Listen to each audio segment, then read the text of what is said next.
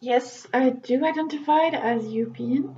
I'm originally from France, but I'm living for 10 years in Belgium, and I've actually acquired the Belgian identity. I lived for 6 years with a German partner, and I actually have somehow, I think, become a bit German thanks to this story. So the idea of having being immersed in different culture, that's for me one aspect of the European identity. Actually, I do think that we have much more in common than we think, and I realized that when I spent a study year in the United States when I was a student, and there I realized that though it's another Western culture, there are differences. As European, we are much more, I think, going in depth.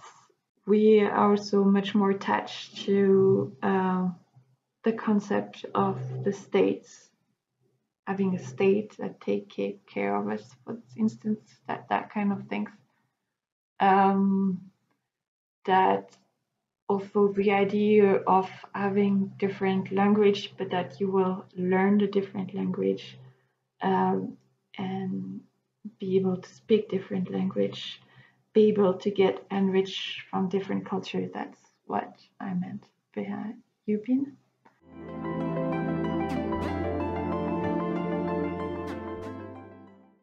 I think that's the European Convention in the early 20s, 2000 years, sorry. At that time, I was student in finishing high school, and actually we did a project um, around this, which was filming a debate whether there is or not a European nation. And I think this would not have been possible without all this energy and enthusiasm around the convention.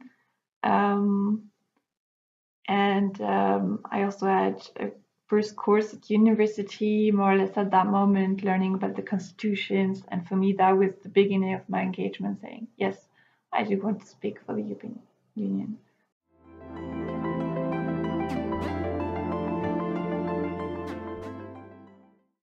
So actually, as a backlash, my worst moment in recent European history is probably the no at the French referendum of 2005. I'm. It's strange because in a way, there's a lot.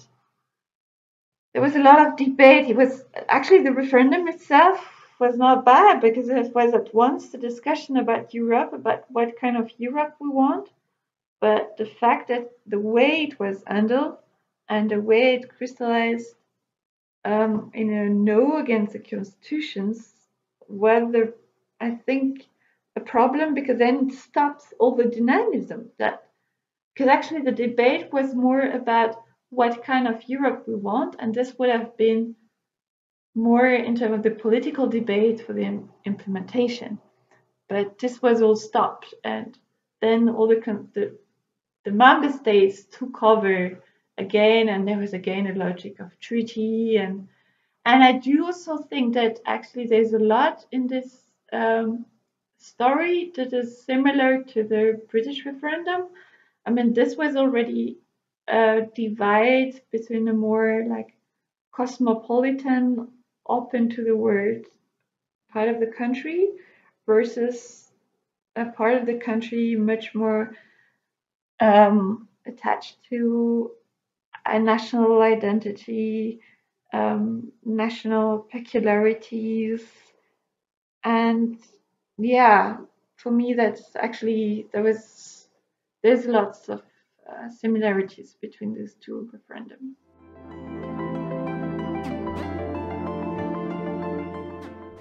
I'm not going to say the European constitutions. I'll take a big step backwards and do think that actually the fall of the Berlin Wall was me the best moment. Though actually I don't have any memories of this because I was a 3-year-old child. But when I see a documentary about this, I'm still crying. Um, it's really moving for me at this moment. and it's also the meaning the reunion between East and West, and yeah, that's the best moment, I think.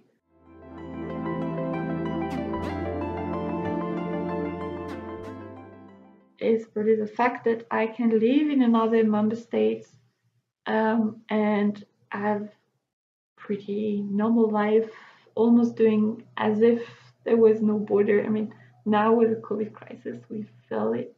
We feel the border again. But apart from when I acquired the nationality, the only thing I got in addition, Belgian nationality, I mean, was the fact that I could vote at the national, in Belgium, it's regional and federal election, but that's for the rest, it was not much of a change.